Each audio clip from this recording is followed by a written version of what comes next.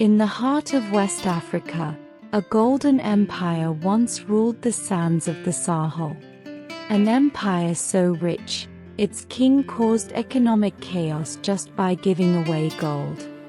This is the true story of Mali, and the legendary ruler Mansa Musa, the richest man to ever walk the earth.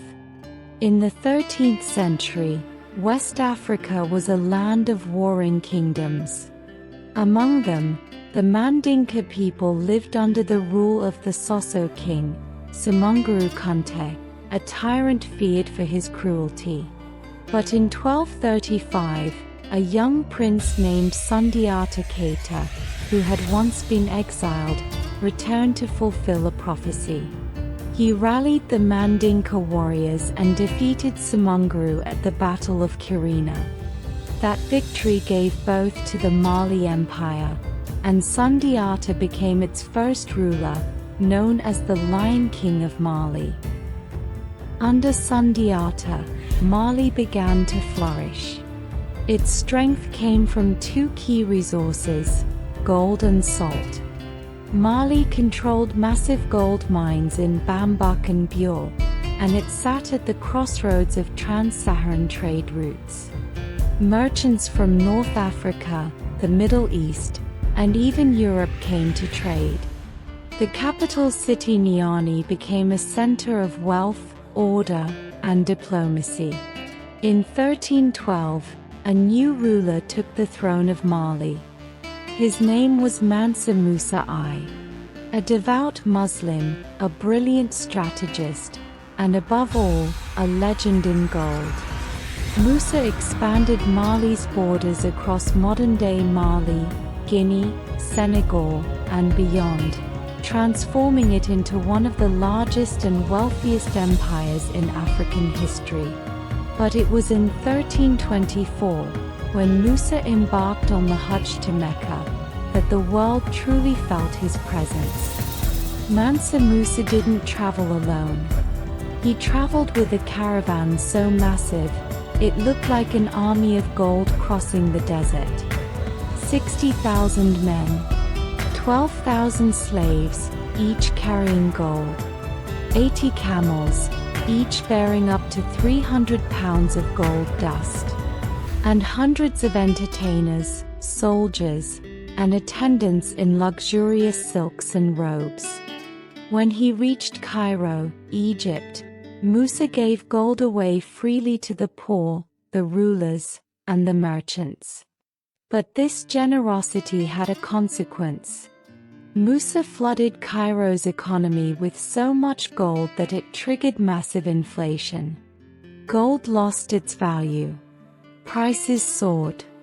For over a decade, Egypt's economy struggled to recover. No African king had ever been this visible, or this powerful, on the world stage. His name echoed across the Muslim world, and soon, into Europe.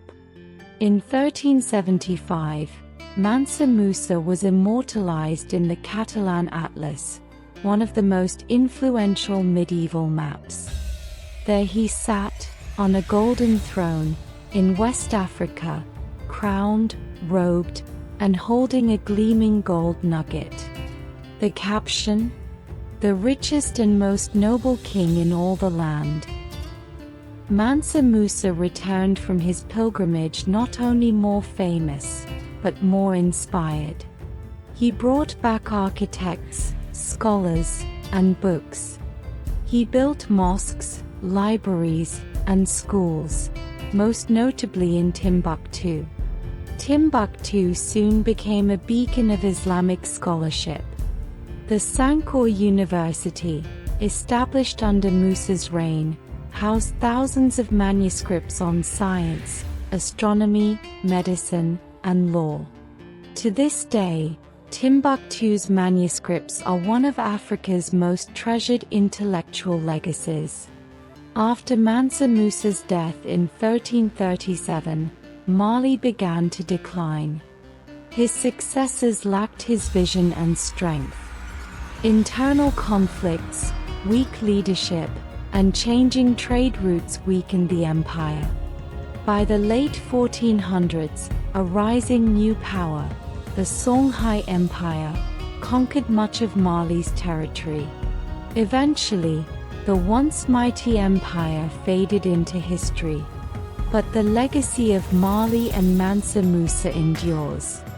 His story is a reminder of Africa's true history, not of poverty, but of power, intellect, and unimaginable wealth.